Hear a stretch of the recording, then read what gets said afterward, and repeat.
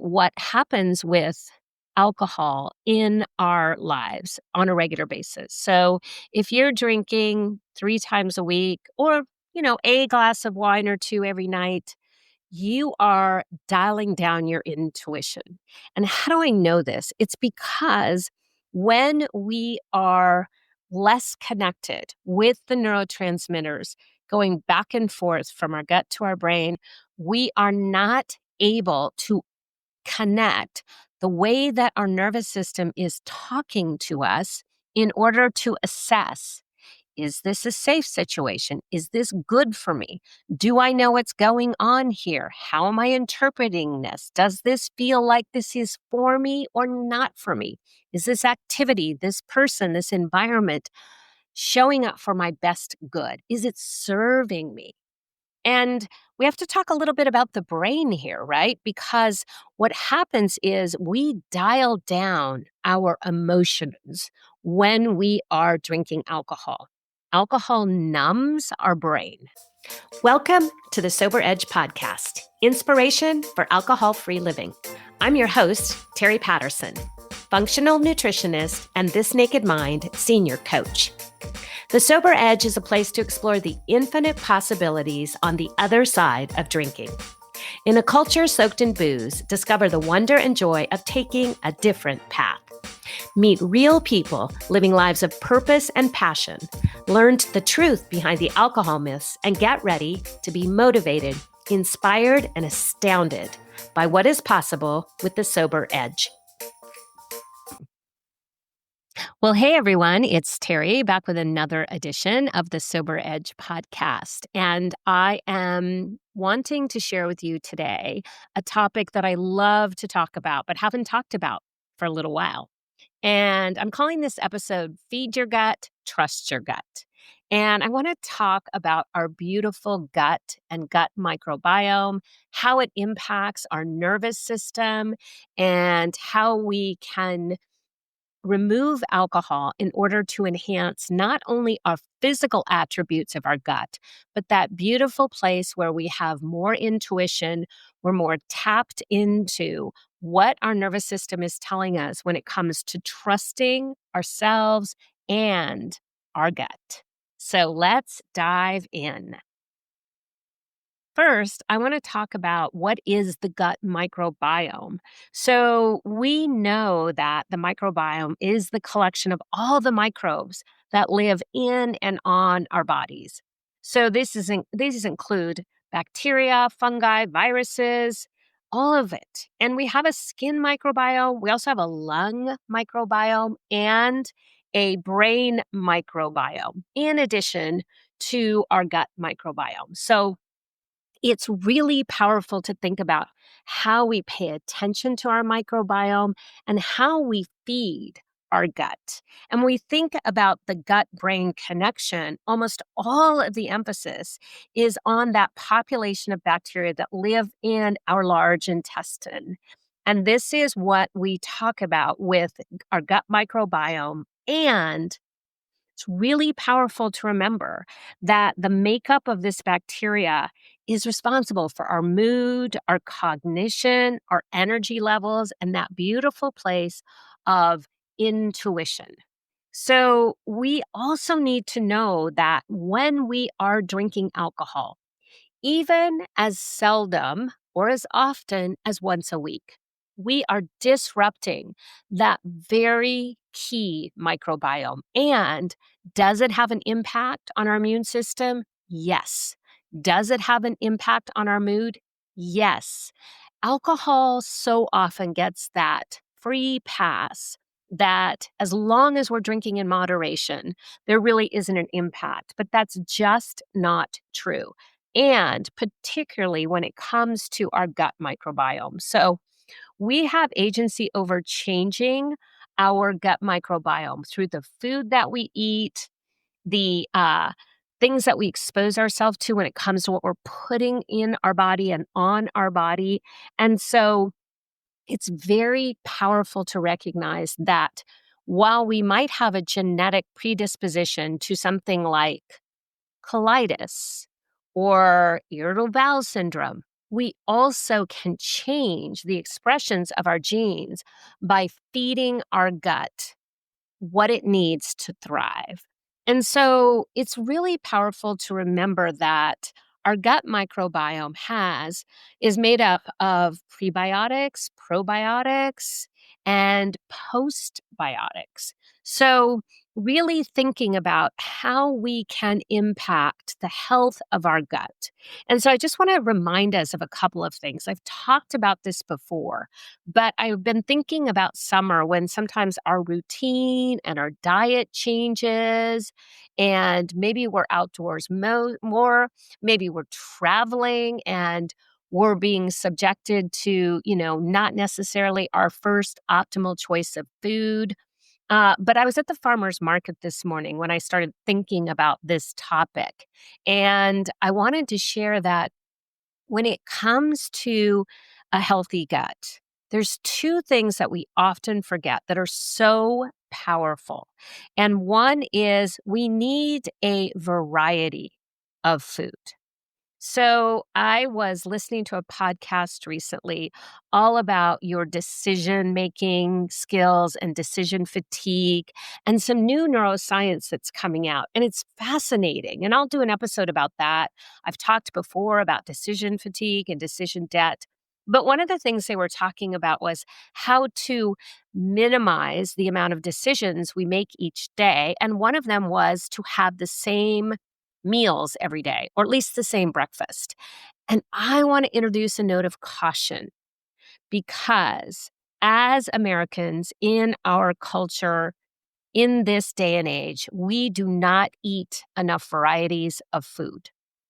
Variety is key, or variety is king when it comes to a healthy gut microbiome. We need so many different foods to help our body absorb the nutrients that it needs. And so, if you are feeling like, oh, yeah, every day I eat still cut oats, blueberries, and a chocolate protein shake, while that is a healthy choice, it is not a healthy choice every day. And so I want to invite you to consider how many different foods are you eating during the week? You might be like, oh, I eat salad with tomatoes, olives, lettuce, cucumber. Okay. And then I eat potatoes or rice or beans. Okay. And then I eat chicken or fish. Okay. But how about eating a rutabaga, a jicama, a papaya? Let's just think broader. And particularly in this summer season where we have a lot of local fruits and vegetables available. I know there are some, really dark, dead zones where agriculture is just not as available in the United States. But for many of us, we can go to a local farmer's market and eat those things that are growing seasonally. It's really healthy for your gut. So, this is a beautiful time to experiment with the variety of fruits that's out there. We're growing raspberries right now, we're growing tomatoes, we're growing pumpkins and lettuce and squash and peppers. And so, here in Northern California, when I go to the market, there's like triple those amount of time things that I could take advantage of. There's fresh melons, there's fresh different types of squash. So use this opportunity to enhance the variety of food that you're eating, and your gut will thank you. The other way to really love on your gut is to eat more fiber. And certainly when it comes to fruits and vegetables and fresh foods, fiber is so prevalent. So if we follow the idea of eating more fruits and vegetables in the summer, we are going to probably increase our fiber. And fiber is really important because it helps clean out our colon. It helps move things along. And so we want to have fiber as a way to impact that probiotics. And you should probably be eating way more fiber than you are. So pay attention just track for like 3 days the variety of foods that you're eating and how much fiber you're getting. And it's really tempting these days to grab a smoothie or something, but we want fiber in its whole form that we have to chew, we have to digest, we have to break down. So, lettuce, cruciferous vegetables, anything with seeds, anything with a fibrous part of it is going to be really good for your gut. So, don't abdicate all the work to a supplement or a pack of greens or a scoop of green powder. Use real food to help your gut get the amount of fiber it needs, break that fiber down, and populate your gut with good bacteria and clean out the bad bacteria. If you don't know this, just a reminder that our gut bacteria is responsible for our immune system.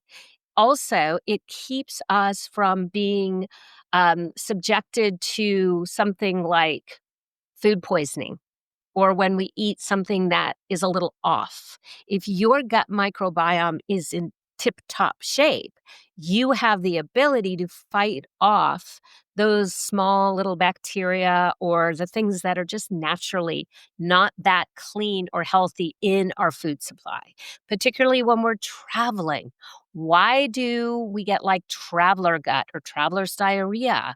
It's because our gut is not used to eating some of the foods that show up, and we may not have enough stomach acid.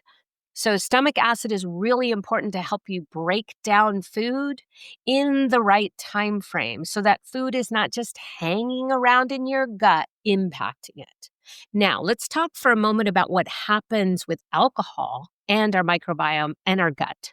So, just a refresher that when we drink alcohol, it is so toxic to our system that our body wants to purge it as soon as possible. So, if we are eating a meal and drinking alcohol, our brain and body are so smart, it will put the metabolism of food on hold in order to purge the alcohol from our system as quickly as possible. And this is why, and I know I'm going to get a little graphic here, but hey, as a nutritionist, I talk about poop, I talk about gut, talk about the colon, I talk about diarrhea, talk about constipation. It's important. So if you were like me and you used to have alcohol with a meal, and then you would find yourself running to the bathroom, having to evacuate your bowels quickly, diarrhea, because you I thought I had eaten something too rich, but actually my body was processing alcohol. And so the food was hanging around in my gut, creating irritation.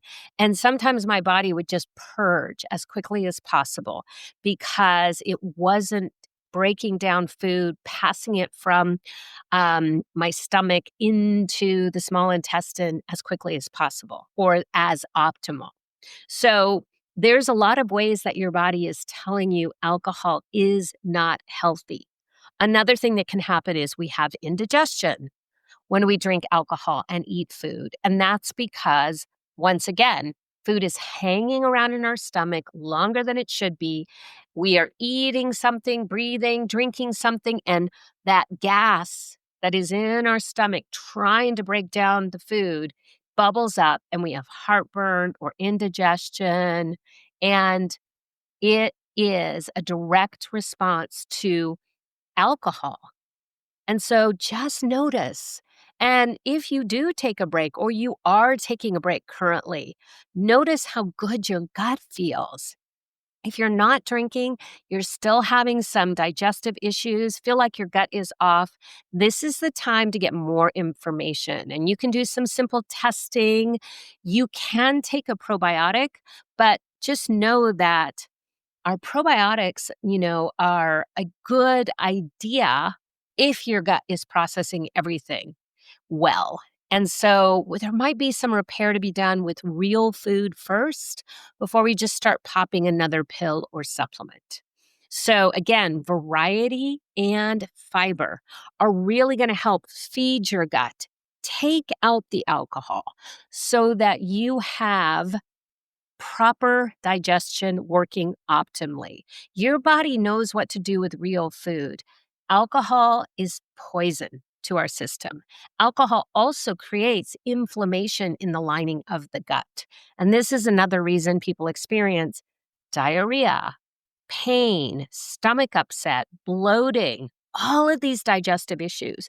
And so, taking a break from alcohol or kicking alcohol to the curb permanently, like I did, is a powerful way to start to feed your gut the things it really, really needs. And so, we want to be also paying attention to what happens in our gut that then allows us to get those good neurotransmitters up the vagus nerve into the brain so that we are getting those feel good neurotransmitters and we are experiencing pleasure again, joy, happiness, excitement. All of those feel good neurotransmitters require our gut to be working properly.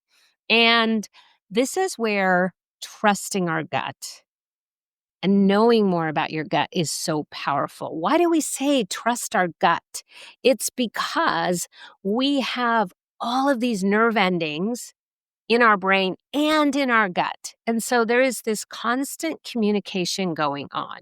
You know, the gut has been called our second brain, but for many of us, it's more accurate to look at it as the gut is the brain. And it really is impacting this idea that we are feeding our brain when we are using food as medicine. And so, what happens with alcohol in our lives on a regular basis. So, if you're drinking 3 times a week or, a glass of wine or two every night, you are dialing down your intuition. And how do I know this? It's because when we are less connected with the neurotransmitters going back and forth from our gut to our brain, we are not able to connect the way that our nervous system is talking to us in order to assess, is this a safe situation? Is this good for me? Do I know what's going on here? How am I interpreting this? Does this feel like this is for me or not for me? Is this activity, this person, this environment showing up for my best good? Is it serving me? And we have to talk a little bit about the brain here, right? Because what happens is we dial down our emotions when we are drinking alcohol. Alcohol numbs our brain. And so the amygdala, the emotional center of the brain, we don't have as much ability to connect. And then our prefrontal cortex, responsible for decision making, self control, regulation, also has less ability to function normally. And so alcohol is creating this place where we're dialing down our understanding of what input we're taking in, what sensory input we're taking in, and how we're processing all of that. And so, it's very challenging to make smart decisions or trust our gut when alcohol is in the picture.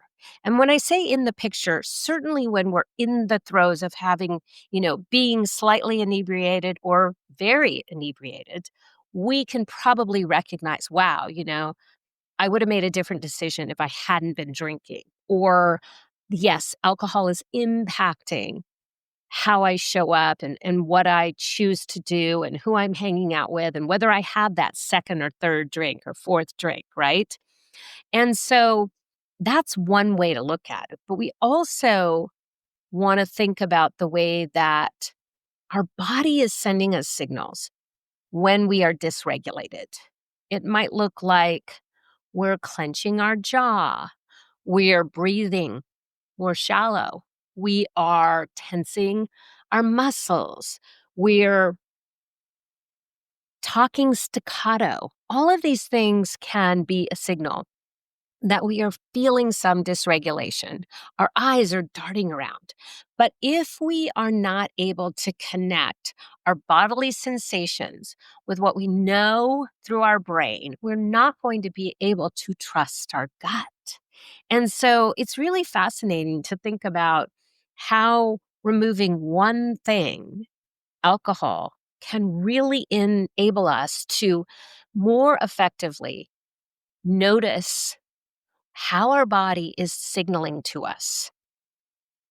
And I'm the first to admit, I've said this many times, that when I was drinking and over drinking, I really was not connected to my body in any way, shape, or form. I really didn't realize, that's a lot of reallys. I didn't notice that I was anxious. I didn't notice that I was doing a lot of catastrophizing. I was ruminating. I was worrying, and I really wasn't even aware of that. I would have told you at that time that I was sort of positive, happy-go-lucky, very focused on the good in my life. But the reality was, I wasn't tuned in to all the things my body was sending me signals about. And so trusting my gut came when alcohol was out of the picture and I could actually notice, what is my body telling me? And sometimes this came from, having an upset stomach. How many of us have experienced digestive changes when we're worried, nervous, experience deep grief or sorrow? Yeah, it all works together. And we sometimes forget that. So as we feed our gut and take alcohol out, we can learn to trust our gut more and more. And so it's really powerful to recognize how this whole system works together. And it's definitely linked to this second brain. And so we have to pay attention to our enteric nervous system as it influences our immune system and the vagus nerve, because they do impact brain function. And so it's really, really beautiful when we can start to feed our gut and trust our gut. And the better health of our gut, the more healthy our gut, the more neurotransmitters are going to be able to move into the brain and send signals where we can feel connected, vibrant, and really dial up that intuition and learn to trust your gut. So that's a little bit what I wanted to talk about today, because I think summer is such a beautiful time to really think about, how are we using food as medicine? There's so many opportunities. And so one of the things you may consider is your gut telling you drinking less or not at all would be powerful for you as a form of wellness, healing, reconnection to yourself and this beautiful world. All right. Well, happy summer. I'll check in and again in a couple of weeks. And so happy that you joined me today. If you have comments, questions, thoughts to share, please reach out, Teri at thesobernutritionist.com. Take care. I want to thank you for tuning in to the Sober Edge podcast. This is a place for important conversations and a safe place to question everything you thought you knew about drinking. If you're looking for your sober edge, I want to invite you to connect with me at thesobernutritionist.com, where you can grab my free resource, Becoming More, a guide to loving your sober life. And I would be so grateful if you enjoyed this podcast, if you would leave a rating and review, as it will help more people find their sober edge.